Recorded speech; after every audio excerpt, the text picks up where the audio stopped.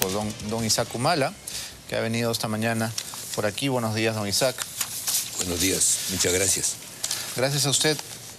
El día de hoy, el diario El Comercio publica un análisis de este nuevo conflicto familiar y dice lo siguiente.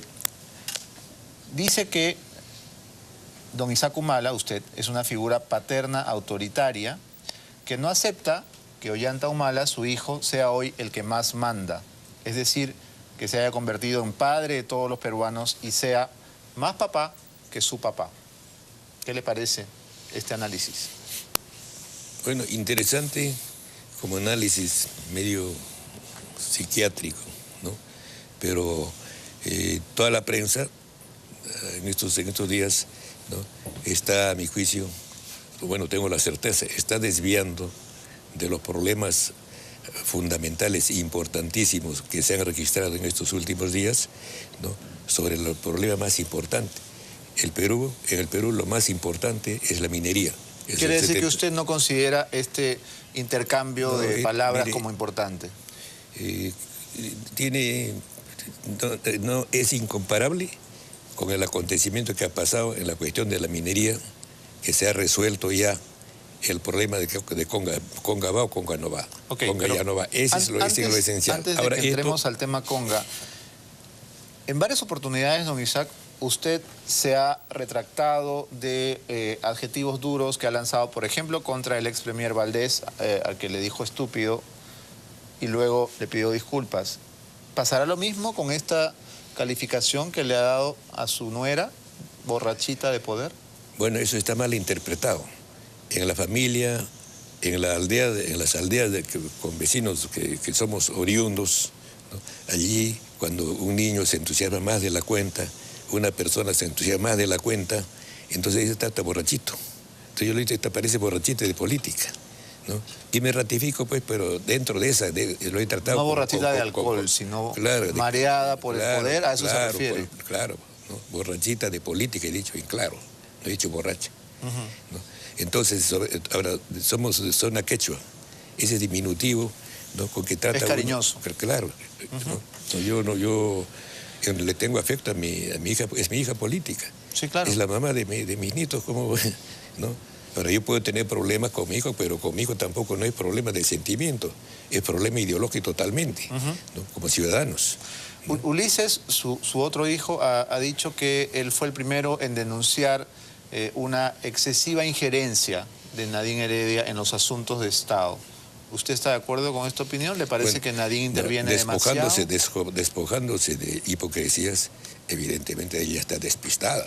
Igual está que he visto las caricaturas, ¿no? Todo el mundo, eso, ahora decir eso, que por galantería, no sé, pues ya son hipocresías, son eufemismos de conducta, de concepto, pero realmente no está en su sitio. En todo caso, su sitio habría sido, por ejemplo, ser ministra de Relaciones Exteriores. ¿Por qué? Porque desde un comienzo, desde que la conocí, como nosotros somos una familia política, la familia de ella es apolítica, o en todo caso es política, era perista. Su papá es amigo mío desde la infancia, nos conocemos, ¿no? Nos conoce desde generaciones. Entonces, una familia apolítica, más dedicada a hacer dinero, el negocio, muy trabajadores, ¿no?, gente buena, ¿no? Y ahora está exitosa en cuanto a dinero, nos llevaba lejos a nosotros siempre, porque nosotros no nos hemos dedicado sino a las profesiones liberales, al trabajo, ¿no?, a la política, a las cuestiones intelectuales, ¿no? Entonces, ella, ¿no?, se hace política desde que es esposa de mi hijo, desde que es mi entonces, pero yo le veo que es perspicaz, inteligente y extrañamente dada la política. Entonces le digo, oye, no puedes tú en el partido estar tomando la palabra, intervenir así nomás. En todo caso, toma una responsabilidad. Capaz te corresponde, puedes tomar Relaciones Exteriores, la Secretaría de Relaciones Exteriores del Partido Nacionalista. Le gustó. Y desde que se funde el partido, ella es secretaria de Relaciones Exteriores del Partido Nacionalista, pero del Comité Central. Claro, entonces, cuando el partido, en el partido tiene un cargo. Claro, entonces cuando accede al poder, ella debe ser la experta en Relaciones Exteriores y su derecho sería ser ministra de Relaciones Exteriores. Entonces ahí, si hablara, dirige la Constitución, bueno, le discutirán, pero en este caso no ha ocupado ningún cargo. En el partido sí tiene cargo, pero no tiene en el gobierno, ¿no? Entonces no puede. Entonces en eso está equivocada esa posición, ya sea del partido, equivoca, ¿no? En que tenga injerencia en el gobierno, ¿no? Si no ha sido elegida. Incluso yo sugerí, insistí, que en el 2006 ella debía ser candidata, ¿no?, a congresista.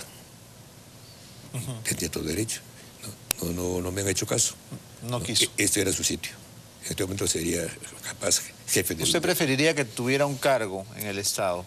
Es que en política, para actividad en política con derecho y pisar firme, ¿no?, tiene que tener un nombramiento por cargo político, de responsabilidad. No puede usted estar, ¿no?, de un lado y no se puede. Ahora, ¿los calificativos contra el premier Jiménez no le han parecido un poco subidos de tono?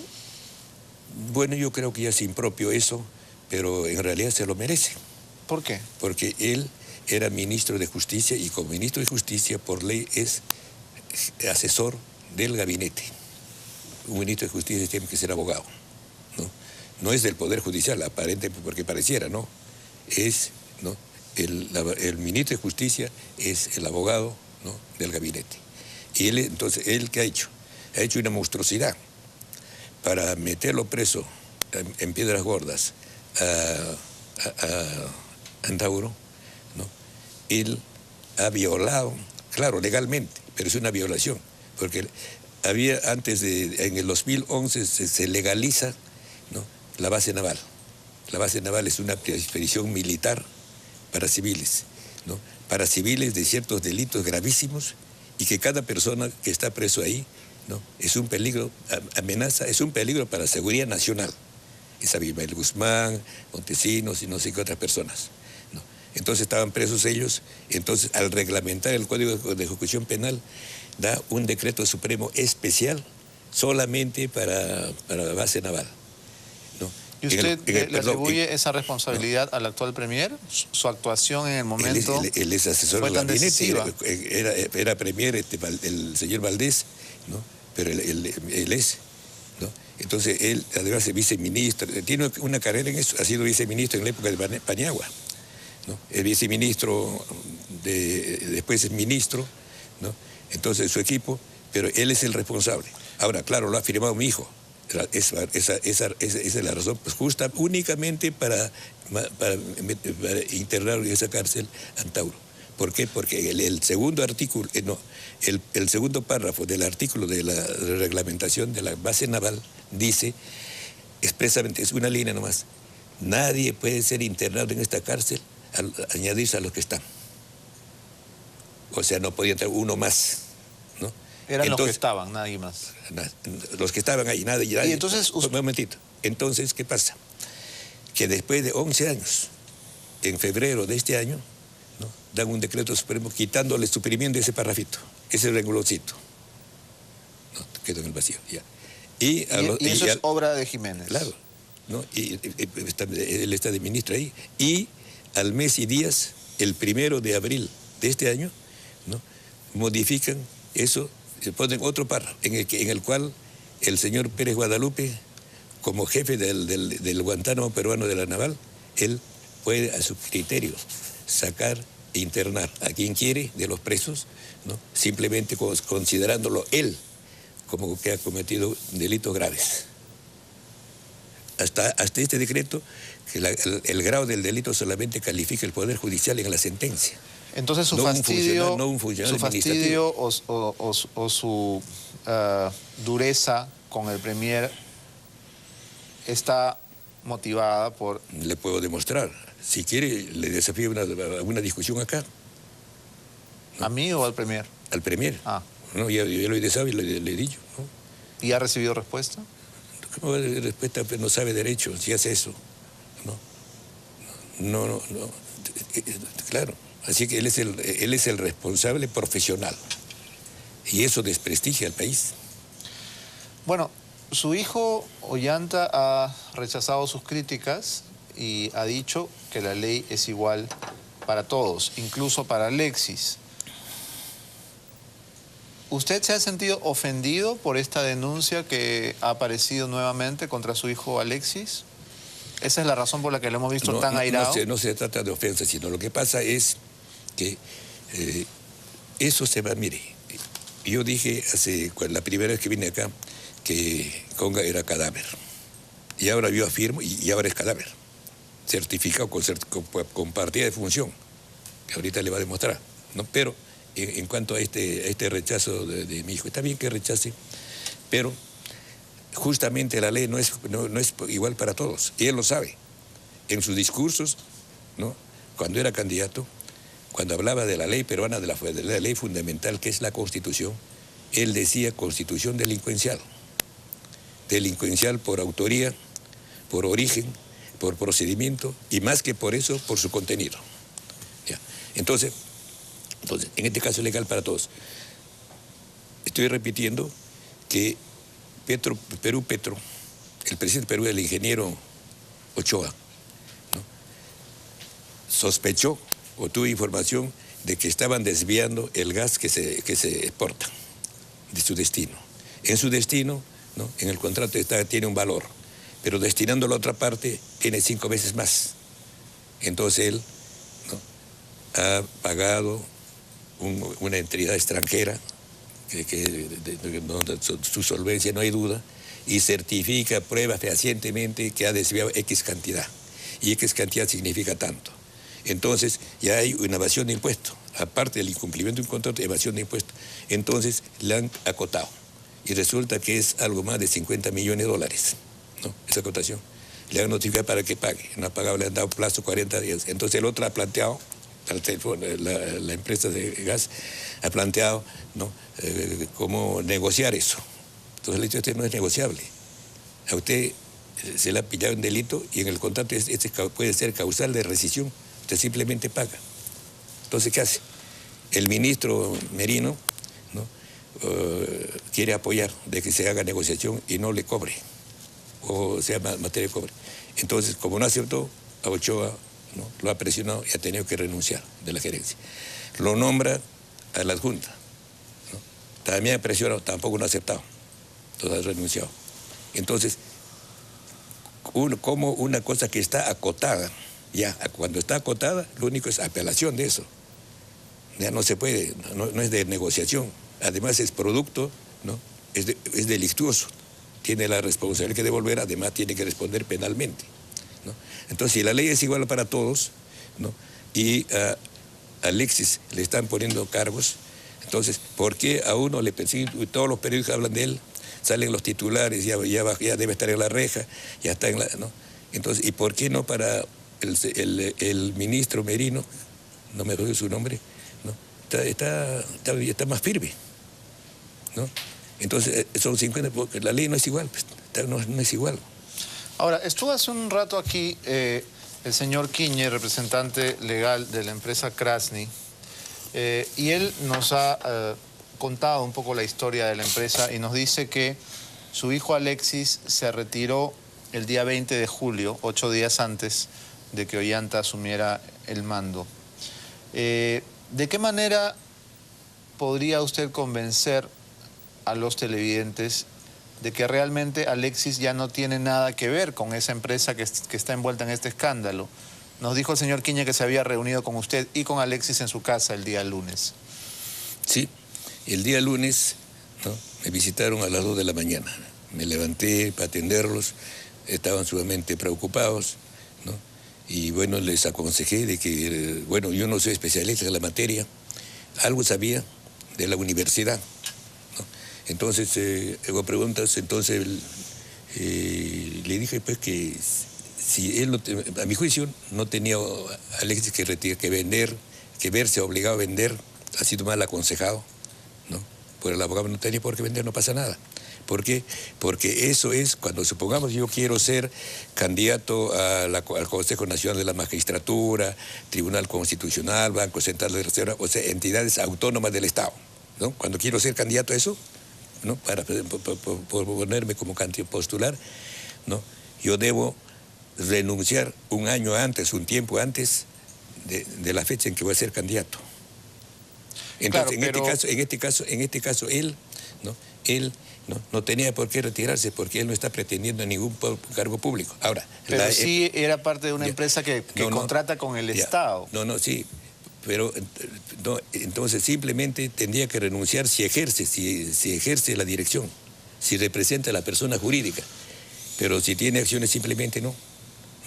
Entonces él, bueno, pero además de eso, él ha renunciado, pero lo he interpretado así.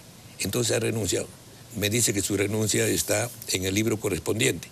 O sea, una empresa de ese tipo está obligada a llevar cierto tipo de libro de contabilidad, etcétera, inventario. Entonces está también de la transferencia. Entonces, en julio, cuando su hermano era solo un ciudadano, solo que es presidente electo, ¿no? Entonces ahora no está bien. Entonces, ¿qué responsabilidad puede tener?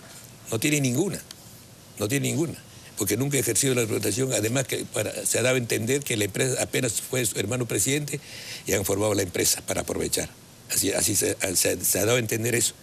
Pero ¿no? He visto, me han llevado documentos de que la empresa esa es del 2010, de hace 12 años, ¿no? Y está inscrito en OCE. No, del 2005. 2005. Sí. No. Categóricamente, esa es más. 2010, esa sería hace 2 años. Estamos en el 2012. No, del 2000. Ah, del 2000. Del 2000. Ok. ¿No? Entonces, y está operando autorizado, está calificado, inscrito en la OCE, donde es con un pequeño ministerio, ¿no? Es la oficina o el Organismo Superior de Contrataciones del Estado. Claro. Entonces, en esa oficina es un expediente, tiene sus requisitos, escritura pública, etcétera. Ahí está autorizado como proveedor del Estado, ¿no? Y según la ley, cada año tiene que ser evaluado. Entonces, como le dieron la autorización en mayo, todos los años, en el mes de mayo, es evaluado. Entonces, ha sido evaluado, su última autorización renovada es de mayo de este año. Entonces, ahora, ese es uno, o sea, tiene autorización, ¿no?, formal del Estado.